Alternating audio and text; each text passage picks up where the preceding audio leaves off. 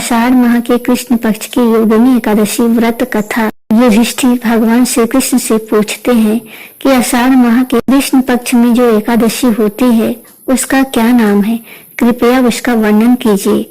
भगवान श्री कृष्ण बोले, हे नृपश्रेष्ठ, आषाढ़ के कृष्ण पक्ष की एकादशी का नाम योगिनी है। यह बड़े बड़े पातकों का नाश करने वाली है। संसार सागर में डूबे हुए प्राणियों के लिए यह सनातन नौका के समान है। तीनों लोकों में यह सारभूत व्रत है। अलकापुरी में राजाधिराज कुबेर रहते हैं। वे सदा भगवान शिव की भक्ति में तत्पर रहने वाले हैं। उनके हेममाली नाम वाला एक यक्ष सेवक था जो पूजा के लिए फूल लाया करता था। हेममाली की पत्नी बड़ी सुंदरी थी, उसका नाम विशालाक्षी था। वह यक्ष काम पास में आबद्ध होकर सदा अपनी पत्नी में आसक्त रहता था। एक दिन की बात है, हेममाली मानसरोवर से फूल लाकर अपने घर में ही ठहर गया और पत्नी के प्रेम का रसास्वादन करने लगा। अतः कुबेर के भवन में ना जा सका।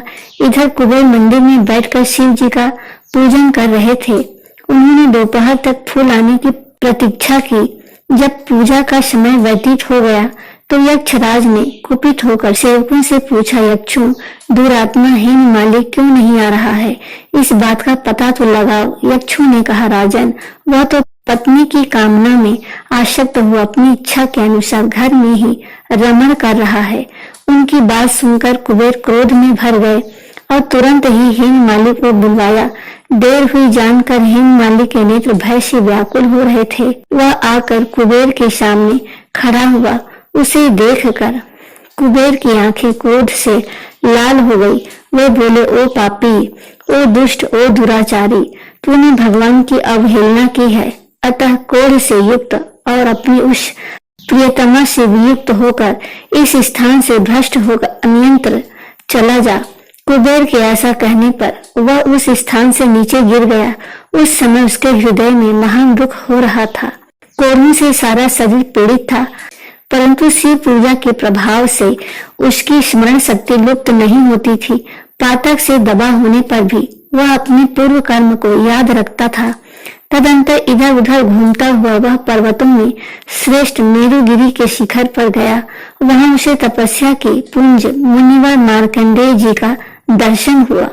पाप कर्मा यक्ष से दूर से ही मुनि के चरणों में प्रणाम किया।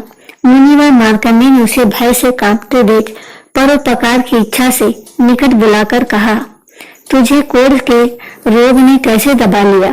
तू क्यों इतना अधिक निंदनीय जान पड़ता है? यक्ष बोला, मुनि, मैं कुबेर का अनुचर हूँ। मेरा नाम हेममाली है।